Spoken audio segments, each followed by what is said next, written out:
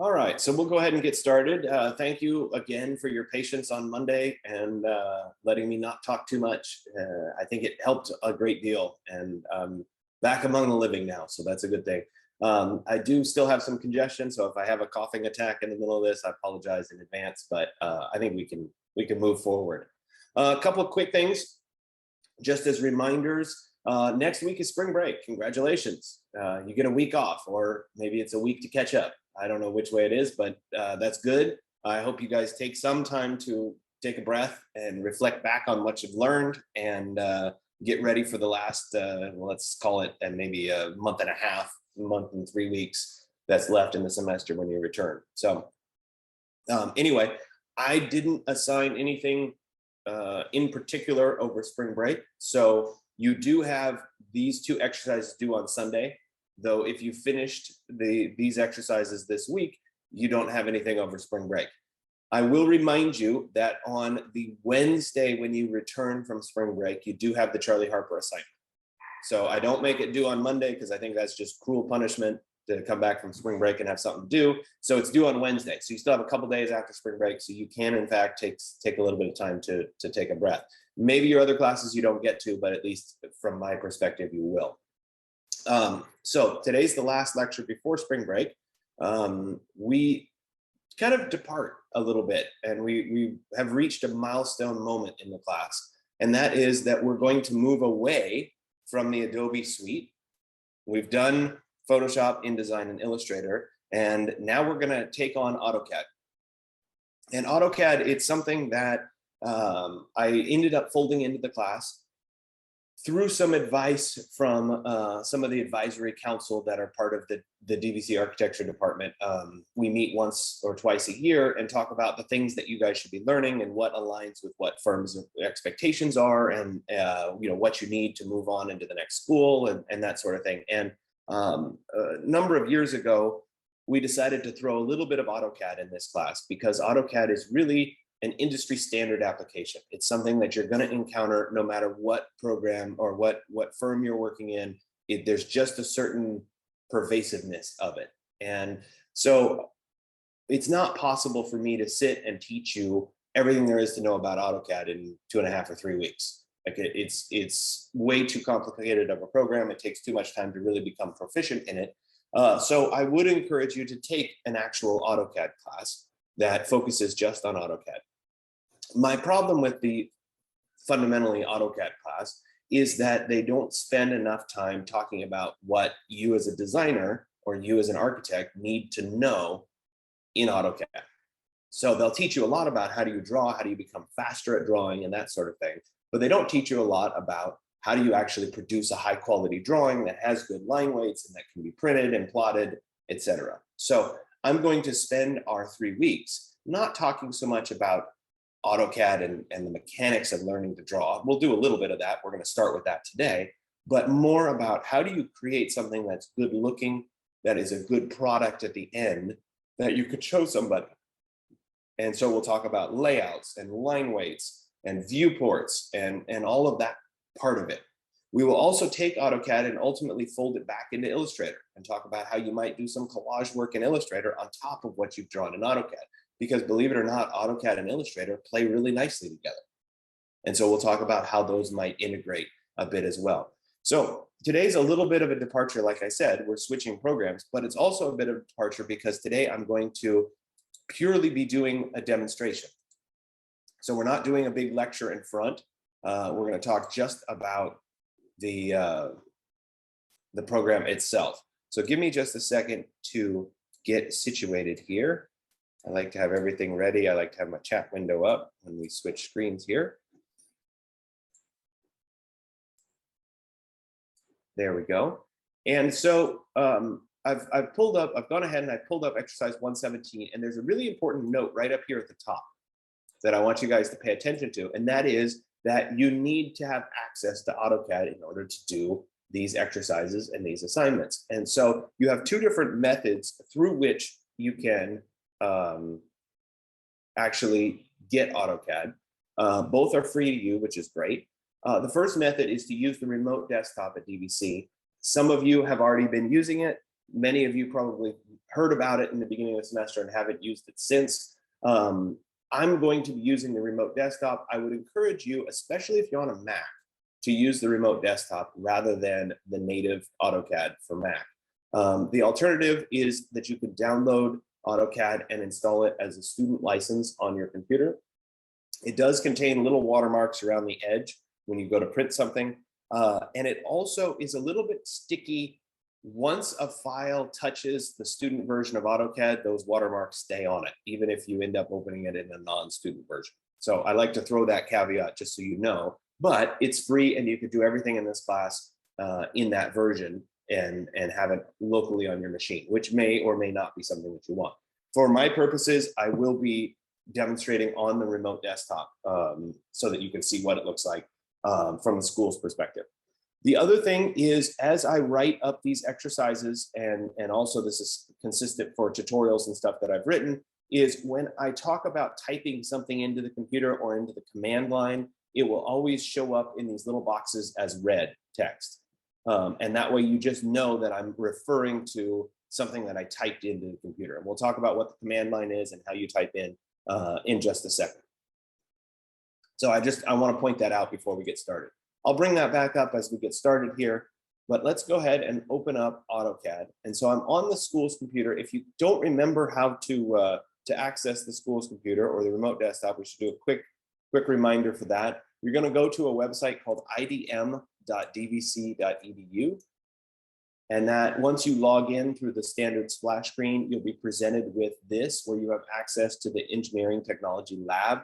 When you click on this link, it will then launch, hopefully, the remote desktop app, which you can then access, which is what I have open right here. You can also choose to open it in your browser, though it's not something that I would recommend doing. I would rather have you install the desktop app.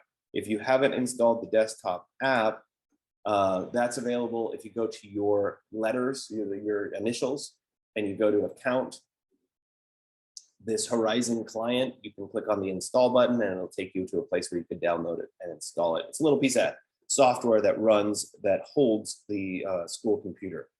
So let me bring that back up. The other important piece of this is that in order to get your files synced from your computer to the remote desktop or to save your files on the remote desktop, you're going to need to log into your OneDrive from your school account.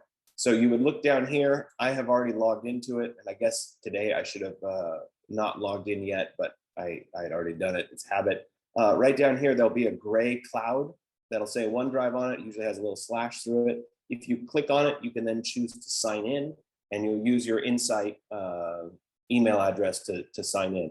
As a student, you get free storage space, so you can use that storage space to your advantage here and store your files. So everything here is on my OneDrive, and that's how I'm able to save something and to get it back.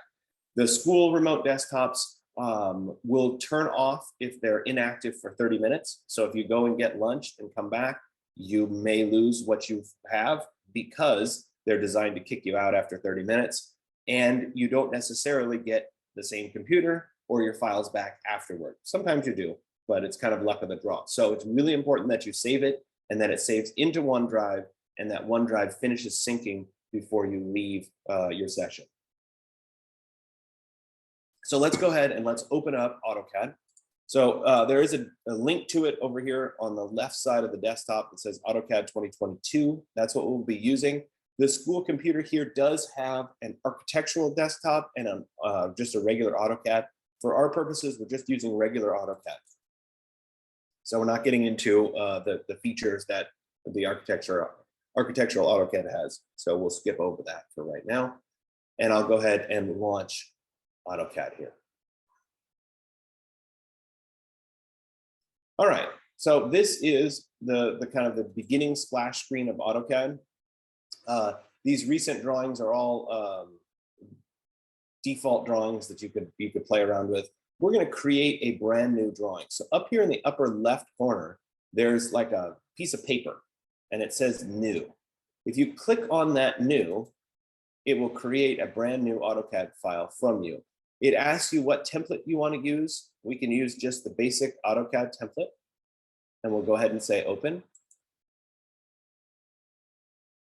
And that then opens up AutoCAD. This is the place that I want to start from when I introduce the concept of AutoCAD going forward. So this is your most basic AutoCAD workspace. And I want to kind of talk through the toolbars because this looks completely different than the Adobe Creative Suite, either Photoshop, InDesign, or Illustrator. Totally different layout, totally different way of interacting with the computer. So up here at the top, at the very top, you saw where we created a new document to begin with. We also have a disk icon for save and save as. And then there's a printer icon for printing. And so those are kind of the file level interactions. Below that, we have several different ribbons of tools. The first one is the home ribbon. And this home ribbon has a grouping of drawing tools, a grouping of modifying tools, a grouping of annotation tools, which we won't use in this class. It has a little grouping of layers, has a grouping for blocks, a grouping for properties, and a few other miscellaneous interactions here at the end. Any one of these has a greater set of tools with this little drawer at the bottom. So it says draw here. If I click on that arrow, it gives me more different tools that are related to the basic drawing tools. Likewise, in modify, there's more modify tools. You get the idea. So this is by no means complete with what you see, but the biggest buttons tend to be the most commonly used tools. Also, I want to point out that any place there's a little down facing arrow, there are other options. So in circle, for example, if we click the down arrow, there are other options for how we create the circle. They're all circles, but they're different methods of creation for the circles. Same thing with the arc here. If I click the down arrow on the arc, there's different methods of creating an arc. Okay, then we go across. We're at the home tab. We can move over to the insert tab with the insert ribbon here below it. These are all about inserting blocks. We'll get to that a little bit later in the class. Like I said, annotate is above what we're doing in this class. And most of the rest of this is all stuff that we won't touch. So primarily we'll be just in the home ribbon. Next thing we do is move down into what's called model space. This is where our drawing is going to exist. It's the black background here with the faint grid on it. You can also see that there's a little bit of an X and a Y coordinate. There's a green line here representing the Y axis. There's a red line representing the X axis. And so AutoCAD is set up much like a program like Rhino or many of the major drawing programs using math. And there's also an inherent coordinate system built into that. So you can use that to your advantage as you start to draw. We'll talk about that in a little bit. Down here at the bottom, there's this kind of white bar, and that's called the command line. And the command line allows us to actually interact and type into the computer. And the more proficient you are in working with AutoCAD, the more you will use the command line rather than picking buttons. So at any place in time, you can of course pick the line button, but you can also type L and then enter to get to the line command. And so the faster you are in AutoCAD, the more that command line comes into play. So I will constantly be referring to it, but it's not something you necessarily have to have memorized just yet.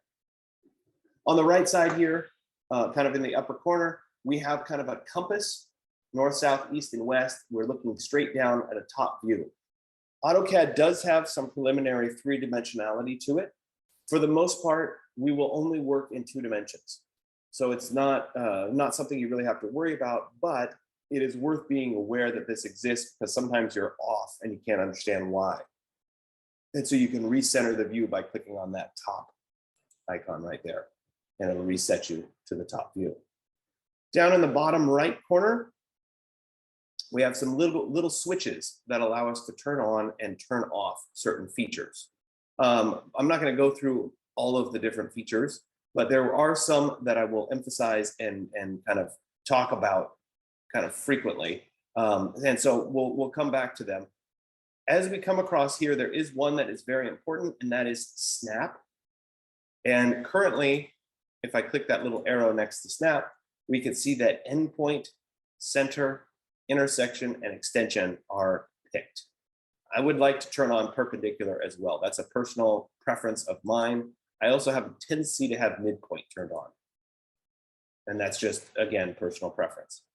So there's one other thing that we need to show before we can really get started today. And so in the very bottom right corner, there are three little lines, three horizontal lines. If you click on those three horizontal lines, these are all the various options that can be turned on and turned off.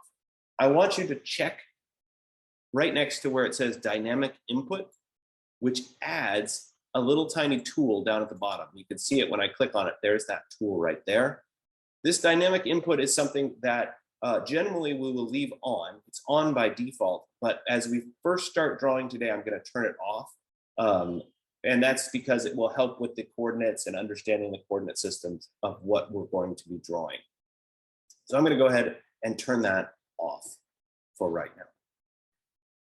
So that's AutoCAD in a nutshell in terms of the workspace. The one other thing I should probably point out is that AutoCAD works in a reverse format. So the screen is black and the lines that we draw are white. When we go to print those lines will be reversed. The white lines become black because they go on black paper. AutoCAD did a study a long, long time ago and determined that people spend hours looking at the screen, and that when you draw on a black background with white lines, it's much easier on your eyes to sit at the computer and draw for long periods of time. That's why AutoCAD uses the black background. Okay, so we're going to work on this black background and we're going to start to draw. Let me go ahead and pull up, oops, sorry about that.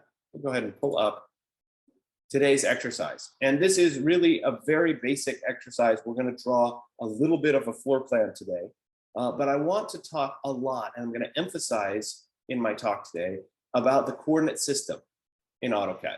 And so we're going to work through this coordinate system and kind of explain what's going on and how we would draw and how you would type in coordinates, etc.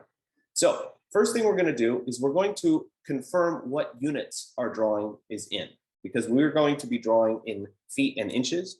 So I'm going to go ahead and type in on this command line down here at the bottom, units. So I type in units followed by the return key on the keyboard or the enter key, depends on whether you're on a Mac or PC as to what it's called. And right here, we can see that my length units are currently decimal units. We don't want decimal units, we want architectural units, feet and inches. Our angles can stay in decimal degrees, that's fine.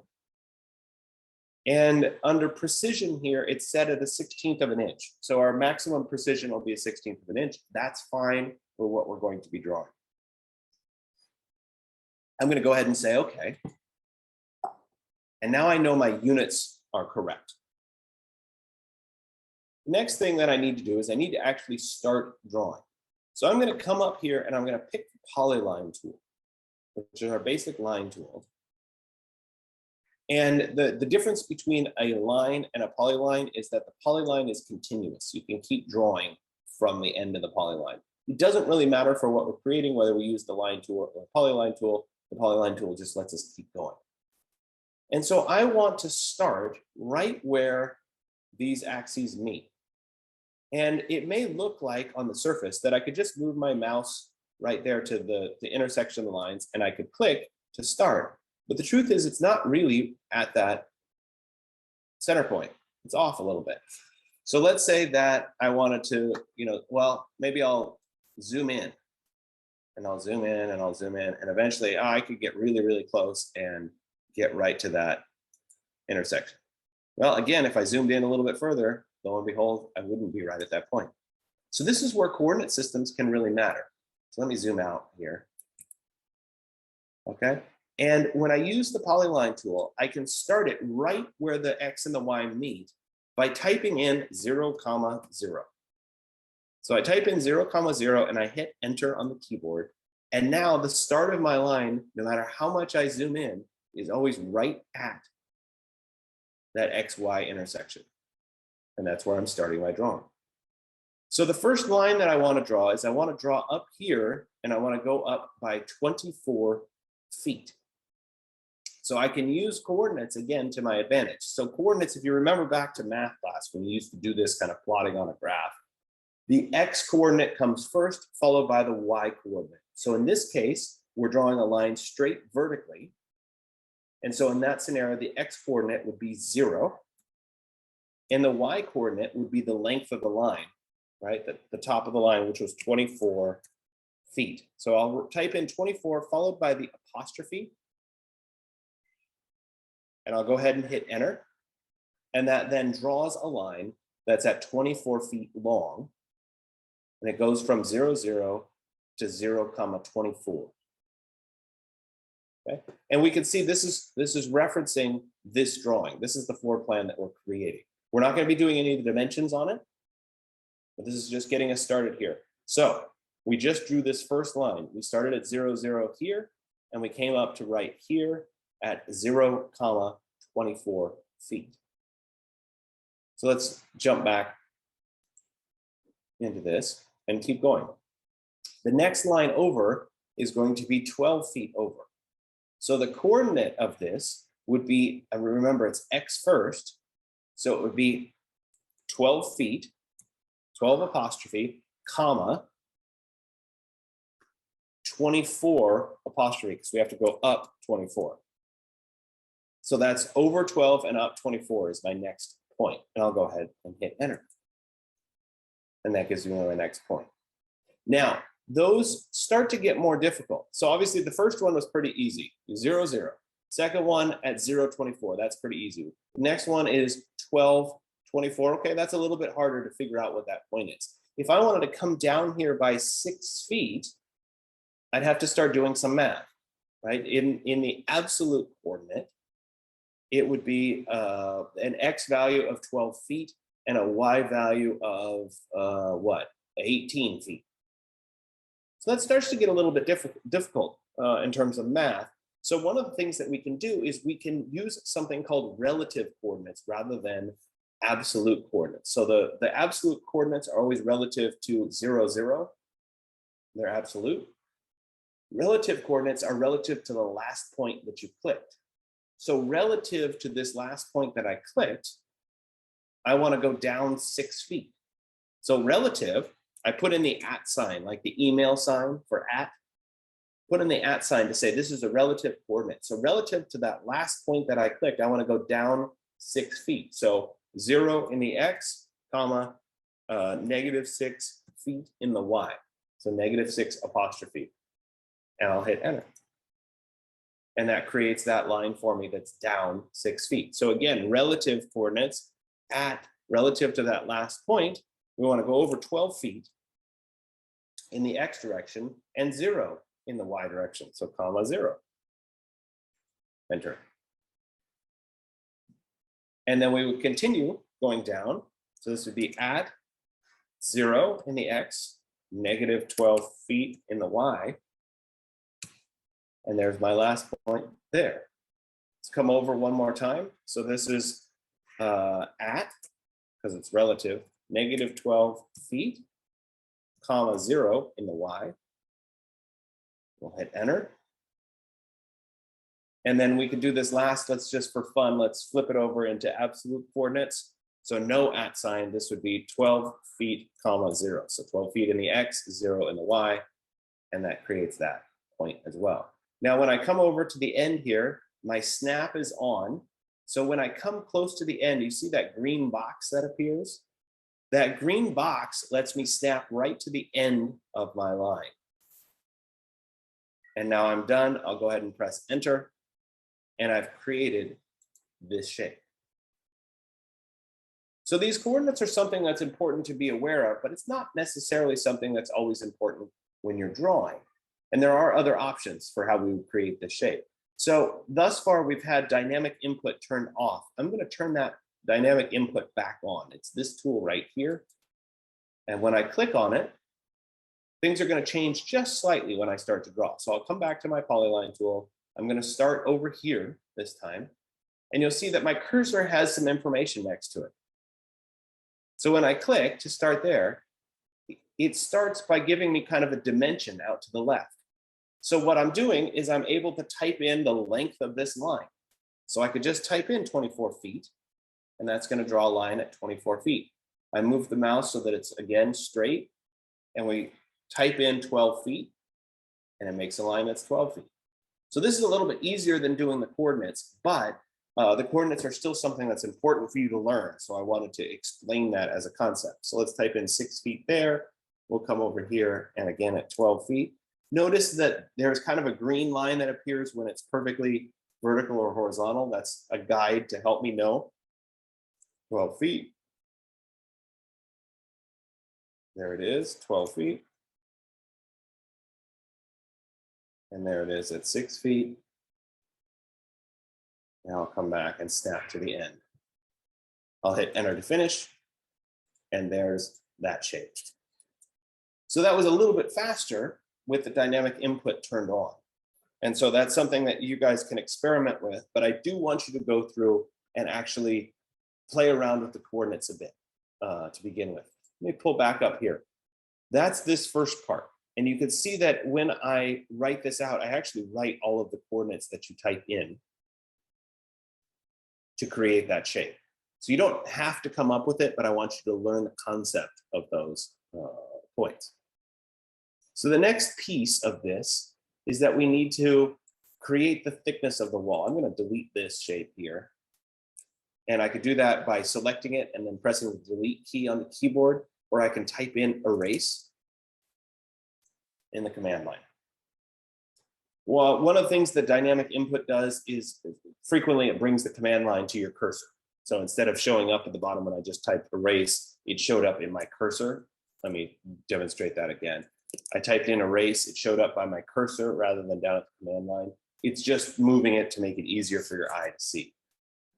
The other thing that I should point out is that if you ever feel stuck in AutoCAD, hitting escape a couple times generally will get you out of wherever you are. So you can always just hit escape a few times and that cancels out any commands.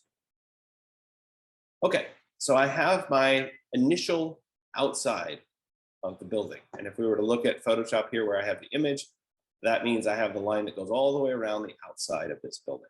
So I need to start by creating the thickness of the wall. That's the next piece of this puzzle. So we're not going to get into the technicalities of how thick a wall actually is. We're going to use a generic 6 inches as we create this. That topic's for another class. So to create that, we're going to use the offset command. And the offset command is available up here in the modify menu. And let's see, oh, it's right here. That's the offset command. I have a tendency just to type offset, but you can, of course, click on the command as well. Okay, so when I say click on offset, notice what the cursor is asking me, and also, which is exactly the same, what the command line is asking me. It says specify an offset distance. So I need to be able to type in what is the distance that I want these two lines apart. So I want the two lines 3 inches apart. So I'll type in, or excuse me, 6 inches apart. I'll type in 6 followed by the quotation mark. So I'm not using the apostrophe, that's feet. I type 6 followed by the quotation mark 4 inches. And then I'll go ahead and press enter or return on the keyboard. And then it says select an object to offset. Well, I want to offset this object right here. And then it says specify point on side to offset. So I'm either offsetting to the outside or I'm offsetting to the inside, depending on where I move my mouse. I want to offset to the inside, so I want to click on the inside of this shape. And when I click, it gives me a whole second line. When I'm done, I either need to hit the escape key or the enter key one more time to finish the command. And that gives me the second line here. Now, for some of you, let me move this over. I'm going to create a copy just to, depending on how you drew this shape, instead of being a continuous line, it's possible that this line ended up being broken apart into individual segments. Or maybe it contained a few segments that were joined together and other segments that weren't. So this part of it is connected and these lines here are not. When you go to do the offset in this scenario, click on the offset tool, offset distance, the default is now set at 6 because that's the last value I used. I'll hit enter to specify. When I click on this object and then click on the inside, it creates the wall. However, when I click on this line, it's just creating an individual line. There, there, and there, and there. So it's not nearly as clean. I'm going to finish. It's not nearly as clean because I have overlapping corners here. I have a corner that doesn't quite meet together. I've got more overlapping corners there. So we would need to clean it up. So when it's a continuous line, the offset is continuous. When it's not continuous, we get these overlapping corners. So that brings up a good question, which would be, how do you fix these kinds of problems? So in this scenario, we would need to use the trim command. And that's available right here. It looks like kind of an icon with scissors on it that says trim. We click on trim. And then we come over here, and this actually has changed in AutoCAD recently, where we don't have to select which objects. We can just go straight into the trim and pick those pieces that we want to get rid of. So we'll trim those off. We'll trim those off. And we'll trim those two off. So I'll go ahead and hit enter to finish. So that trims it. Now these, we have a couple options for how to pick it. Probably the easiest method would be to click on one endpoint, and then we're going to stretch it up. And if I kind of mouse over, I can reference that point. So I'm adding 6 inches. I happen to know it's 6 feet anyway. And that creates that point. And I can move that one over there. All right, so let's look back at our first drawing here.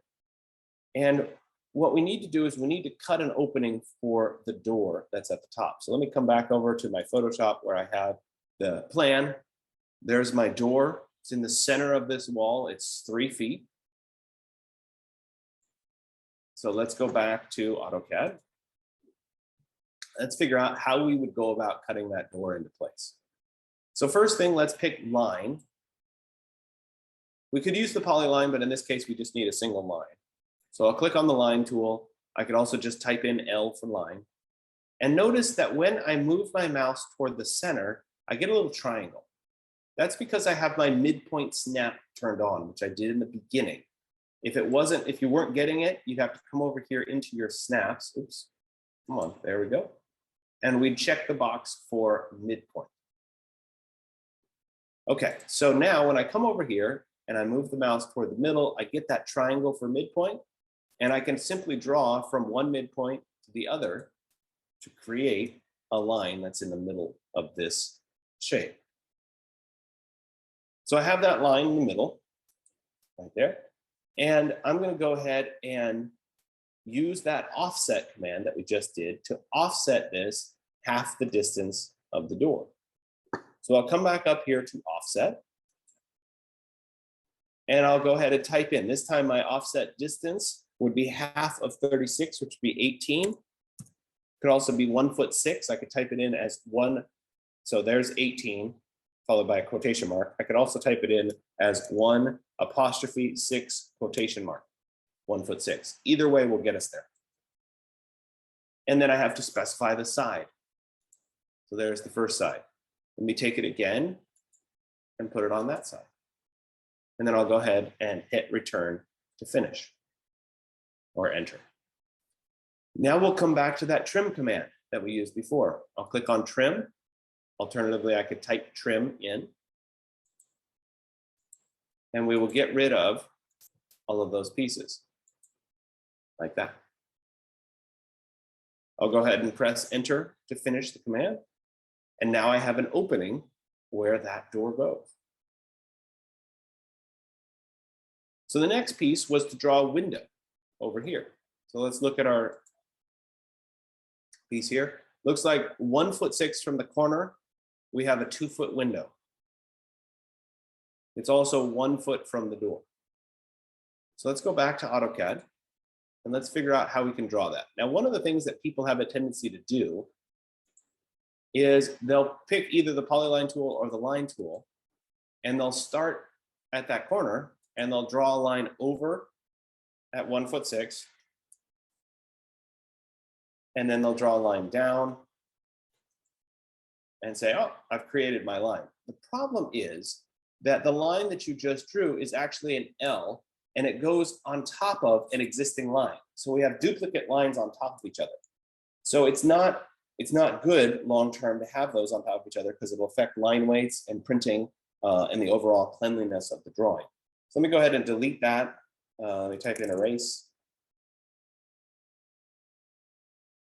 Sorry. There we go. And instead, I'm going to pick the line tool, but rather than clicking at the corner, I'm going to hover my mouse over that corner. And after I've hovered my mouse there, I will move the mouse to the right. And you can see that it's giving me kind of a reference line and a little X.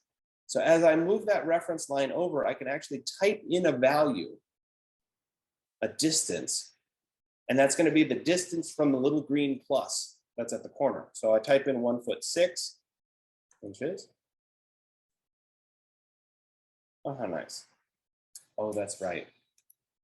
AutoCAD in all its infinite wisdom has done this. In order for this smart tracking to work, like I'm saying it will, the command line has to be docked at the bottom. Gotta love it. So I'm going to drag that command line that's floating down to the bottom, which will dock it into place like that. Once it's docked, this process will work. And I'm so sorry that that is a problem. So we hover over that and we come over 1 foot 6 inches. And now, of course, it works perfectly. So the start of my line is at 1 foot 6 from this corner right there. And I don't have an L anymore. So let's try it again from this point right here. So we said it was a foot over. So I hover a mouse, I get a little green plus in the corner, and I type in 1 foot this time. And I can draw that line there. There's another window on this side. So let's do it again. I'll use my line tool, hover the mouse, move over, type in 1 foot 6 inches. Like that. I should point out, I have perpendicular snap enabled. So when I have perpendicular snap enabled, when I come down to the line, it will always snap at 90 degrees to my line. So that's, oops, that is enabled right here under perpendicular. So let's repeat this. Let's do the line. Let's start right here. And we'll move over by 1 foot. And then we'll draw straight down, create that line right there. So I've created the windows that are on either side of this door. Now, to better designate the windows, I really need a line that's in the middle of those windows. So let's go back here. And a lot of times it's actually 2 lines. For our purposes today, we could just draw 1 line. I will snap to the middle. And I'll snap to the middle. And I'll press enter to finish. I'll come back to the line tool. Middle. Middle. And I'll finish. So now I've drawn these 2 windows on either side of the door opening. There are some more windows to draw, so we can come back to my reference file here. Looks like we have a window that's straight down here and then one that's next to it. We also have a window that's on this side. I'd like to draw, oh, it looks like we have a window that's on that side too. So I'd like to draw those windows in.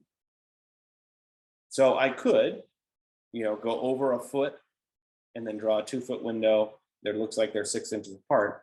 But I happen to know that that matches up with this window at the top. So I can save myself some time. We go back to AutoCAD by taking this window and I could mirror it so that it shows up down here. So I can use the mirror command, which is right here. And it says specify first point of mirror line. So this is the line across which you want to reflect. All I have to do is snap to the center of this wall. And it's going to draw, assuming that I stay straight, it's going to draw that window right there for me. That was much easier. I'll hit enter to finish. And that gives me that window. Now, when it comes to a window that's right here, for most of you, it'll be easier just to go ahead and use the line tool hover, come up by 1'6", draw the line. But you can actually, again, save some time by selecting this window and again using the mirror command. But this time, we're going to mirror across a 45 degrees. So if we go from this corner to this corner, we can actually mirror across a 45 rather than just a pure horizontal. So that's certainly a more advanced scenario, but it could save us a little bit of time. No, I don't want to erase the source object.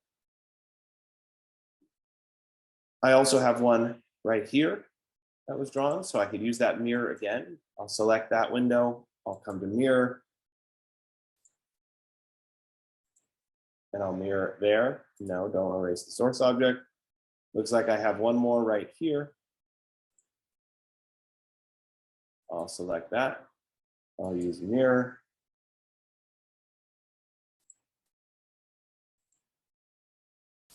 And there's that object. So I've got those windows established. Let's come back to my drawing here. Got window, window, window, window. Oh, I'm missing this window right there. So let's come back to AutoCAD. Now this one, I need a window that's 6 inches away. Again, probably the easiest would be to just draw it from scratch. So we come over 6 inches, draw. Alternatively though, I can copy this window. So I can take this window and I can type in copy, or I can use the copy command right here. When I do that, it's going to ask me to specify a base point. So this is the point that I want to copy from. And if I were to pick just one of these windows, right, I'd be copying the window and there it is. But I'd have to know that this is a 2-foot window and that they're 6 feet apart and type in 2'6" to get it in its proper location. Alternatively though, when I do the copy, I could select it, I could go to copy, and I could use that reference point. So I could say, let's go to here, let's move over by 6 inches, therefore giving me the space between the windows. And now I could snap to that window so that there's 6 inches between the windows. That also would let me repeat the command, and I could keep creating windows after windows as I go along. We only have one window there, so we're okay. Looks like we have a few larger windows right here. So I'll go ahead with my line. This one was at 1'9". We'll come over 1'9".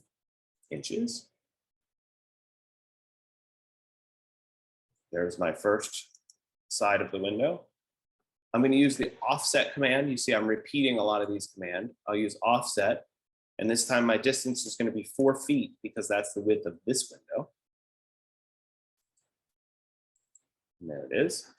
Let's go ahead and draw a line in the middle. There and there to represent that window. I'll hit enter to finish. And I need a copy of this. And again, 6 inches apart. So I'll select those. I'll go up to copy. I'll hover on this corner, move over, type 6 inches. And snap to right there. I'll hit enter to finish. And so now I have those two windows. One more set of windows up here. So we can go ahead and select those two. I'll use mirror. I'll use the center again to mirror those windows up there. No, don't erase the source objects. So let's go back and look at my drawing here. Okay, a couple more things. We've got a door. We can assume it's a 3-foot door. I didn't put a dimension on that, so we'll just wing it. And likewise, this wall continues with another door here. So let's go back to AutoCAD. Let's go ahead with the line tool and draw a line from here to there. I'll hit enter to finish. We'll go back to the line tool again. And we'll draw a line from there to there. I'll hit enter to finish. Now I need to do a little trimming to clean things up. We'll go to trim. And we can delete that. And we can delete that little piece there. Last part is these two doors. So let's go ahead and draw a door. Let's call this 4 inches from the wall. I'm not going to care when you do yours. If it's 4 inches, 6 inches, a foot, doesn't make any difference. So there's my first. I'll use offset. My offset distance will be 3 feet. And we'll offset that one to right there. I'll trim it in just a second, but we need to draw this door. So we'll do the same thing. We'll come down here 4 inches and across, and then we'll use the offset command again. And our offset distance is again 3 feet. And we'll go like that. I'll hit enter to finish. And now we need to trim one more time. So I'll use trim. And we can get rid of these. By the way, I can actually drag through 2 objects during the trim and trim them both at the same time. Like that. I should point out one other thing, and that is that when we're selecting objects, I didn't point this out when I was drawing, and I should have. There's 2 different methods to select an object. If we select from left to right, we're going to get a blue selection box. And when we get that blue selection box, it's only going to select objects that are completely contained within the selection box. So in this case, it's selecting just the window. That's it. If instead I select from right to left, I'm going to get a green selection box. And that green selection box is going to select anything that the object touches. So it's the window plus the walls that are connected to the window. So there's just 2 different methods of selecting. So it's a single click to the right. It's going to select just objects contained. Single click selecting to the left is going to select all that the objects or all that the selection window touches. Okay. So I have these set up. The last thing, I did draw the doors. I will draw them for you, but it's not really, you don't have to. As part of this, it depends on how much time you have. If you feel really proficient and good in AutoCAD, then feel free to add details or change things. But let's draw that door in. First door is right here. So I need the dimensions of this rectangle. Now, of course, I could type them in, but I could also use those coordinates again. So I could say this is at the thickness of the door, so 1.625. Comma, so that's in the X direction, comma, what is my 3 feet? And then enter. Oh, it should have been -3 feet. Sorry, one more time. See, even I make mistakes. All right, there's my box. One more time. So this is at, so relative, 2 coordinates, 1.625 inches, comma, -3 feet, enter, and there's my rectangle. Rectangle tool right here at 3 feet this time, comma, 1.625 inches, enter. Actually, that was technically an interior door, so the thickness would be different. One more time, here we go. And again, these are things, you can make all the doors 1.5 and I'd be happy. So let's say at 3 feet, comma, -1.325 inches because it's an interior door. And then we have this door right here at 3 feet, comma, -1.625 inches. And there it is. Last piece of this puzzle is the door swings, which is an arc. The easiest way of creating that arc is to use the start, end, and direction method, about halfway down. So we'll choose arc, start, end, and direction. And when we do that, all we're picking is the start there, the end here, and whether we want it to be out or in. So we'll come out to where we're horizontal, and that creates the arc for us. One more time. start, end, and there's our arc. One more time, arc, start, end, and there's our arc. So this is the goal for you to get today. You may or may not get this far. Remember, this is designed to take about 2 hours. If you've worked in AutoCAD before, this may be super easy. If you've never touched or worked in AutoCAD at all, this may be a lot harder, and that's okay. Work for 2 hours, get as far as you can, and then we need to output it so that you can take it to Canvas. So first thing we want to do is save our work. So I'll click on the save icon. It's going to ask me where to save it. I'm going to save it in my OneDrive folder. I'm already logged into OneDrive. You have to be logged into OneDrive to save it. So let's go into my folder for today. Here we are. And we'll call this spring of 2022.